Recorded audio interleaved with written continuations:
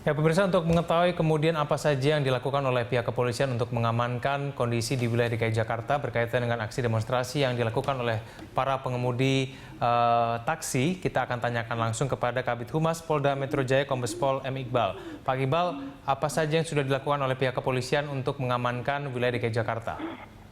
Ya, selamat siang. Sebelumnya saya minta maaf, saya nggak bisa lama, ya, karena kita harus melakukan pengamanan-pengamanan di lapangan. Baik. Yang pertama, kita sudah lakukan upaya-upaya rapat koordinasi sebagai upaya preventif dan preventif kemarin, ya. Dan sebelum-sebelumnya komunikasi itu jalan semua. Inti paham bahwa demo silakan diatur oleh undang-undang, tidak melanggar aturan, apalagi demo anarkis seperti beberapa titik pagi tadi, gitu ya. Dan prinsip bagi kami sudah melakukan upaya-upaya penegakan hukum. Siapa-siapa yang terekam dan terikot melakukan upaya-upaya anarkis itu terhadap temannya sendiri, ya. Dan bagi yang lain kami ingatkan bahwa semua masyarakat dalam komunitas siapapun, apapun, silakan untuk melakukan pendapat di muka umum, tapi tidak ada pelanggaran tindak pidana.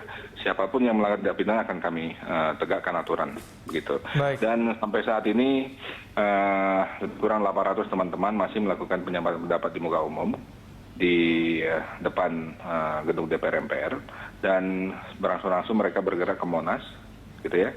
Kebanyakan teman-teman dari taksi, bajai, dan beberapa angkutan juga.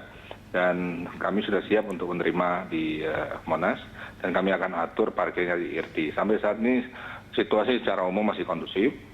Sekali lagi memang ada beberapa isu-isu, tapi isu ada kena tembak dan sebagainya tidak benar, gitu ya. Baik. Gitu, Mas. Pak Iqbal, kita menerima laporan dari sejumlah tempat bahwa ada sejumlah penumpang taksi yang kemudian dipaksa untuk diturunkan oleh para pengunjuk rasa. Apakah ini sudah masuk dalam kategori melanggar pidana atau belum, Pak Iqbal? Jelas. Jadi itu yang dinamakan anarkis, gitu ya.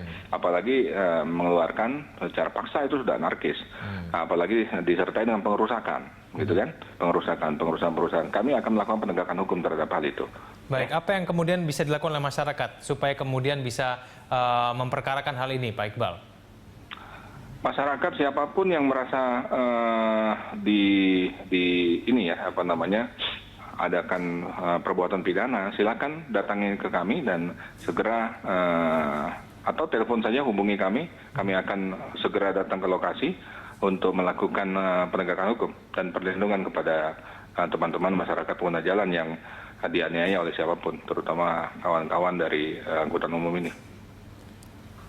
Baik, Pak Iqbal, ini aksi demonstrasi diperkirakan berlangsung sampai nanti sore. Apakah kemudian pihak kepolisian sudah siap untuk betul-betul menjaga wilayah DKI Jakarta dari aksi demonstrasi ini, Pak? Ya, kita sudah mengeluarkan setidaknya lebih kurang 6.000 personil untuk mengantisipasi hal demikian. Dan ini yang harus kami waspadai sebenarnya, teman-teman dari Gojek ini memobilisasi masanya, ya. Saat ini mereka berkumpul di Menteng, di Kebayoran Lama, gitu ya, dan di Mampang. Ini sedang kami lakukan penyekatan, jangan sampai teman-teman Gojek maksudnya bersentuhan atau bergesekan dengan teman-teman dari angkutan umum, gitu. Baik, terakhir Pak Iqbal, imbauan apa yang kemudian dapat Anda sampaikan kepada masyarakat berkaitan dengan aksi demonstrasi yang berlangsung pada hari ini?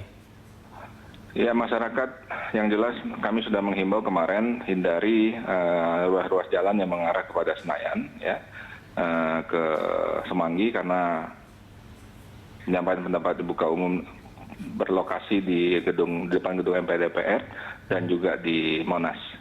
Dan sampaikan saja secepatnya kepada penegak hukum, kepada aparat apabila terlihat adanya pelanggaran pidana.